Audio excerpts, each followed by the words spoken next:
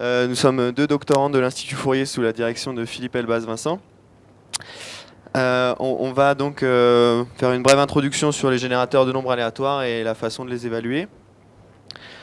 Et ensuite, on proposera deux ajustements, un grâce à des modélisations sur les bits et un grâce à des modélisations sur les mots. On terminera par une petite conclusion. Donc, on peut trouver deux grandes catégories de générateurs aléatoires.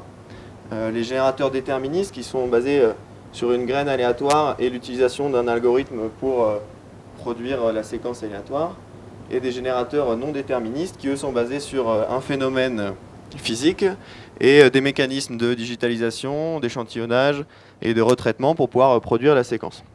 Donc c'est ceci dont on va parler pendant l'exposé. Alors si on veut se convaincre de la qualité, de l'importance de la qualité de l'aléa pour les applications cryptographiques, on peut prendre l'exemple de la signature DSA, dans laquelle seuls 3 bits des 160 de l'aléa généré, enfin on a besoin que de 3 bits des 160 de l'aléa généré pour trouver une attaque sur la clé privée. Donc pour éviter ce genre de problème, on va définir des propriétés pour notre séquence de bits. Donc on veut que nos bits soient non prédictibles, indépendants et non biaisés. Donc ce sont des propriétés probabilistes. Et pour les évaluer, pour les connaître, il faut qu'on connaisse le modèle stochastique de la source. Donc si on veut plus d'intuition sur les méthodes d'évaluation, on peut regarder le référentiel général de sécurité donné par l'ANSSI.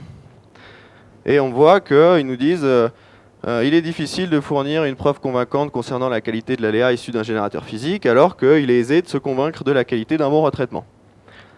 Puis on peut voir aussi que des tests statistiques en sortie du générateur ne doivent pas faire apparaître de défauts significatifs dans l'aléa généré. Donc c'est difficile en sortie de la source physique de trouver des tests, alors que c'est très pratique de prouver un bon retraitement.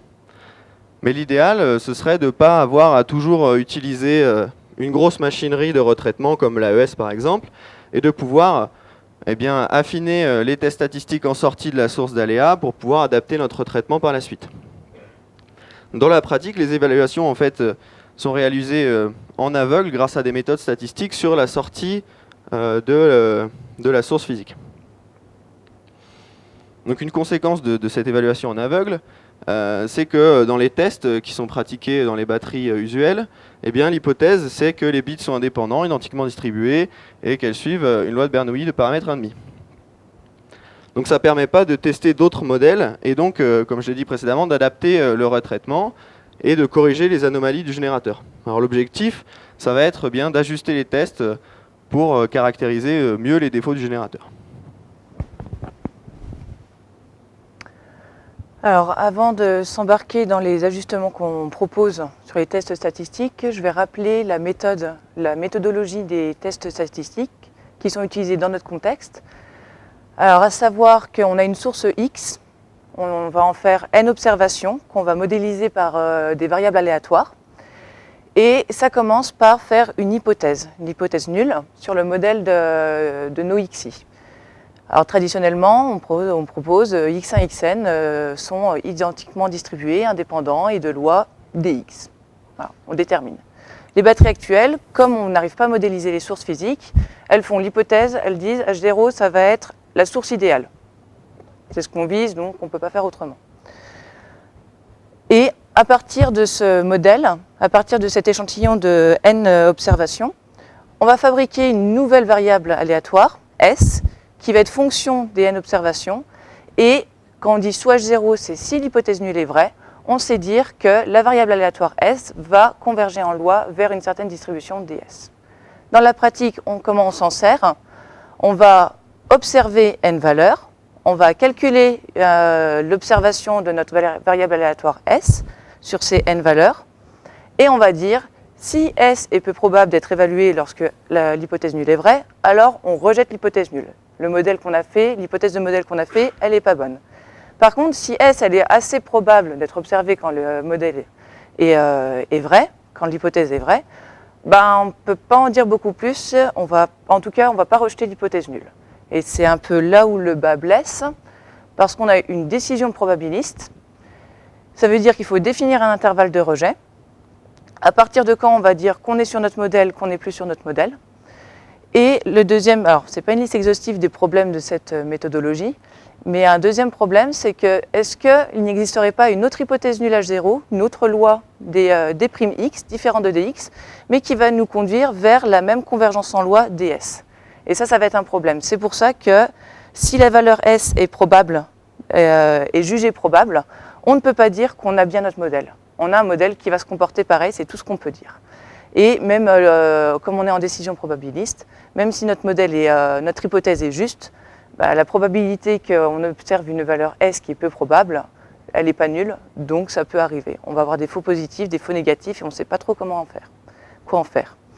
Donc nous, on va travailler on va laisser tomber cette décision échec-succès, et on va travailler sur l'hypothèse nulle, mettre d'autres modèles dedans, voir ce que ça donne. Donc on va recalculer des convergences DS de la statistique pour voir si on ne peut pas en dire un petit peu plus qualitativement sur les défauts de notre générateur, pour se libérer de la source idéale.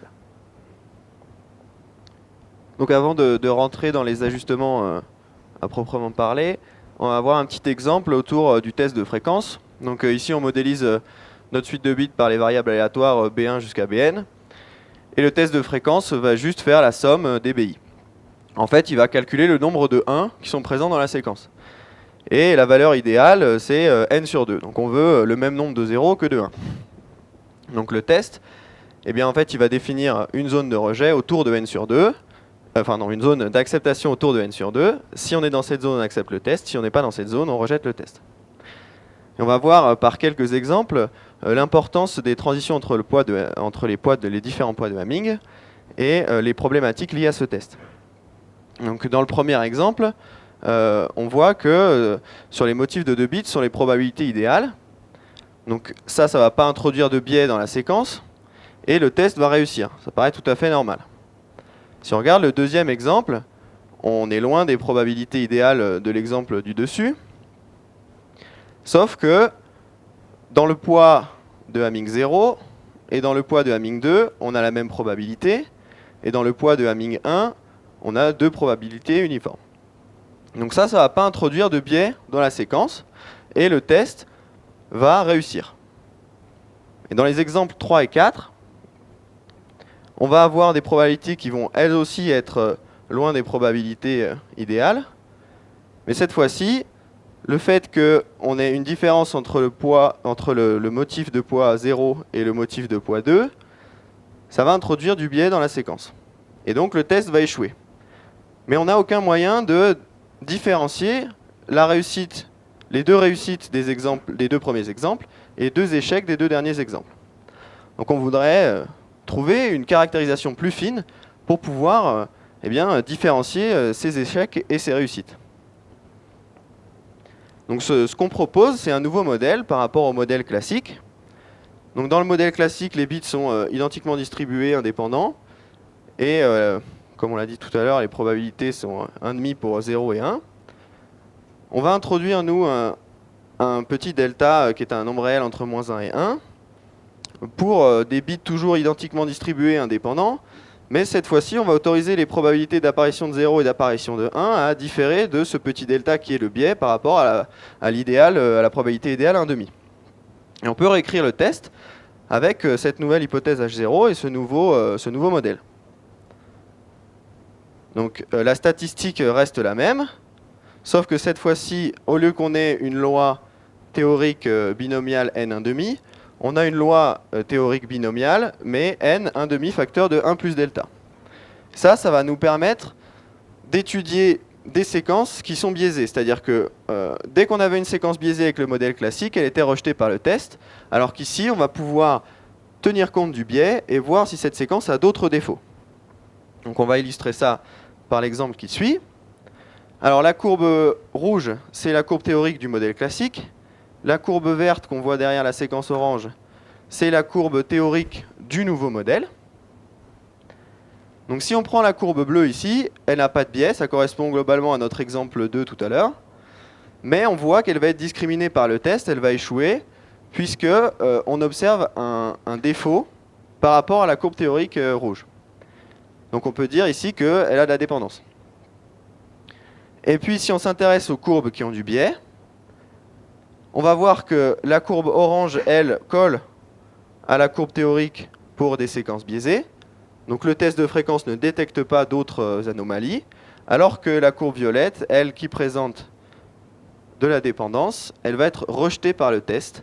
Et on va pouvoir faire la différence et mieux caractériser les défauts du générateur grâce donc à la différence entre les courbes théoriques et les courbes pratiques. Alors je vais sauter l'exemple sur le test de poker, mais donc on peut adapter comment dire, on peut faire d'autres adaptations pour d'autres tests, donc le test de poker dont j'ai sauté l'exemple, le run test ou des tests sur les poids de Hamming. Ça va nous permettre de différencier beaucoup mieux les échecs et les tests et de pouvoir gagner des informations sur les anomalies du générateur et remonter aux défauts du générateur. Cela dit, on peut être beaucoup plus fin et faire des modélisations sur les motifs de M-bit, ce dont va parler Genaël. Merci. Alors, effectivement, on a des premiers résultats en modélisant autrement les séquences binaires. Mais par contre, il y a quand même un inconvénient, c'est que quand on veut tirer notre théorie, notre loi théorique de la statistique, on est souvent obligé d'appeler le théorème central limite, donc on va être obligé de supposer les BI, les bits indépendants. Et ça va être très contraignant parce qu'on peut avoir des sources, ça se trouve assez facilement, des sources qui ont des problèmes de motifs, qu'on sait caractériser, qu'on sait modéliser, mais dès qu'on a un problème de motif, on va introduire de la dépendance entre les bits dans un même mot.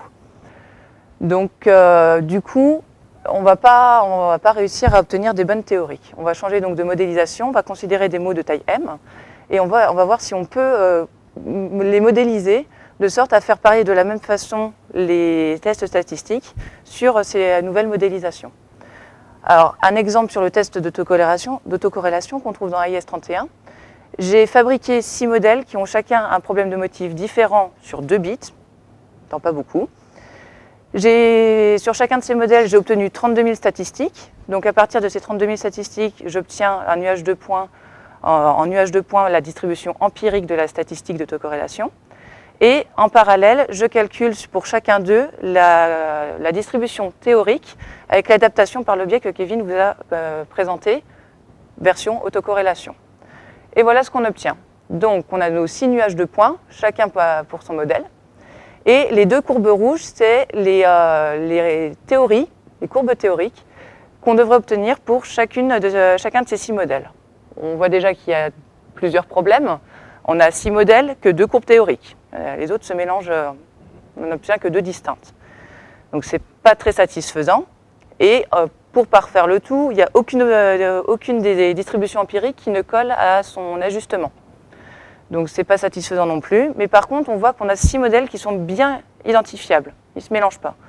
Donc on a envie de savoir, est-ce qu'on peut s'y prendre d'une certaine façon pour prédire ce résultat, donc trouver des nouvelles théories qui vont coller aux empiriques, pour pouvoir détecter ensuite d'autres anomalies. Alors la méthode que j'ai utilisée, c'est de structurer un mot d'une façon pas trop naïve. Je vais dire que c'est un poids, R, plus un arrangement des 1 dans ce poids. Le poids R, c'est parce que quand il y a des attaques par faute, ça se passe souvent sur les poids de Hamming. Donc je vais regarder 2 structures, la bonne répartition des poids de Hamming, et dans un poids de Hamming, normalement les mots de ce poids doivent être uniformément distribués. Et je vais faire apparaître ces déviations par les facteurs ER et ARK. Donc je pars de la probabilité idéale et je lui rajoute le facteur 1 plus ER ou 1 plus ARK. Comme ça, je lis directement sur ces valeurs si c'est une déviation positive, sur-représentation, sous-représentation. Et je peux tout de suite identifier aussi par lecture si ça se passe, si c'est un problème sur les poids de Hamming ou si c'est un problème dans un poids de Hamming, un problème d'uniformité. Alors j'injecte ça dans le test d'autocorrélation. Initialement, le test d'autocorrélation fait l'hypothèse de la source idéale sur les bits, prend un décalage taux et fait la somme sur n bits de BI XOR BI plus taux. Avec le théorème central limite, on obtient une convergence vers la loi normale d'espérance n moins taux sur 2 et de variance n moins taux sur 4. Je prends mon modèle sur les mots de m bits, que je vais supposer aussi indépendants identiquement distribués pour pouvoir appliquer mon théorème central limite, avec leurs paramètres ER et ARK. Je prends aussi un décalage, cette fois-ci, sur les mots, et je reforme ma statistique, qui est sensiblement la même, et, sauf qu'au lieu d'avoir un XOR bit à bit, du coup, je me retrouve avec une distance de Hamming entre deux mots, qui sont séparés par K. Je calcule la loi théorique, et j'obtiens que la statistique doit converger aussi vers une loi normale de paramètres mu sigma carré, où on voit qu'on obtient un peu plus d'informations que dans le test initial, puisqu'on arrive à obtenir... C'est où? Là? C'est là. On arrive à obtenir ici un terme qui va faire apparaître le biais par bit selon la position du bit dans le mot. Et dans la variance, on a pareil, cette fois-ci, la magnitude, ici, qui va rentrer en ligne de compte, plus tout un paquet de covariance. Et là, du coup, ça m'intéresse parce que je vais pouvoir tenir compte, faire apparaître la dépendance des bits dans un mot. Donc, je vais pouvoir obtenir des choses. Parce que pour une variable binaire, covariance non nulle équivaut à indépendance. Équivaut à dépendance. Alors, je superpose tout ça au graphique que j'avais précédemment. Toujours mes 6 nuages de points. Les 2 courbes rouges qui sont un peu dans les choux. Et, alors on voit difficilement, mais on a 4 courbes vertes sur les rouges, bleus, violets et verts. Ce sont les adaptations que j'obtiens par mon ajustement sur ma modélisation des mots. On en obtient 4 sur 6, c'est déjà pas mal, c'est déjà mieux qu'avant. Et il y en a quand même 2 en jaune et en argenté qui ne sont pas dessus. Donc on peut se demander est-ce qu'on peut prédire ce résultat, est-ce qu'on peut à nouveau l'affiner pour l'anticiper. On peut, parce qu'on constate que le problème c'est une variance qui est un peu tassée. Donc je vais chercher à exprimer la formule exacte de ma variance. Et on obtient 2 paquets, la variance, le sigma carré, plus un paquet, le paquet rouge essentiellement, plus une partie du bleu, parce que le reste, il est déjà compté dans le sigma carré, qui vont apparaître, qui vont être non nuls dès que j'aurai de la corrélation entre mes mots. Donc, je sais pourquoi j'ai un tassement de la variance, c'est parce que j'ai la dépendance entre mes mots. Voilà.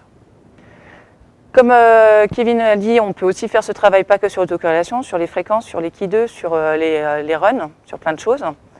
Et du coup, on peut aussi connaître la sensibilité de nos tests, à savoir par exemple le test de fréquence, si on l'adapte sur les mots, qu'on ait une source qui a des problèmes d'uniformité des ARK non tous nuls, ou des ARK tous nuls, le test de fréquence ne va pas faire la différence. Donc celui-là, on pourra tester notre modèle par rapport au poids de Hamming, mais ça ne sert à rien de l'utiliser si on veut vérifier notre modèle par rapport aux valeurs ARK. Et le test d'autocorrélation sur des générateurs de la vie réelle. S'il y a une certaine propriété de symétrie dans les ARK, on a du mal, le sigma carré est presque le sigma carré idéal. Donc il faut faire un petit peu attention. En conclusion, une chose que nous permettent nos ajustements, c'est toujours d'isoler la dépendance. Et ça va être intéressant parce qu'en isolant les dépendances, on peut la mesurer, en avoir une estimation, et du coup, espérer pouvoir choisir un retraitement adapté au lieu de sortir la grosse machinerie. C'est la variance qui nous donne la dépendance. Il y a d'autres paramètres qu'on peut prendre en compte, ce qu'on appelle les paramètres de forme, et cela, plutôt que graphiquement, si ce n'est pas assez pertinent, si ça ne se voit pas à l'œil nu, on peut par contre enchérir derrière avec un test d'adéquation de type Kolmogorov-Smirnov ou Anderson-Dahlen, qui eux, vont à leur tour, c'est un test, des nouveaux tests statistiques qui vont évaluer l'adéquation entre la distribution empirique, toute la distribution empirique, et la distribution théorique.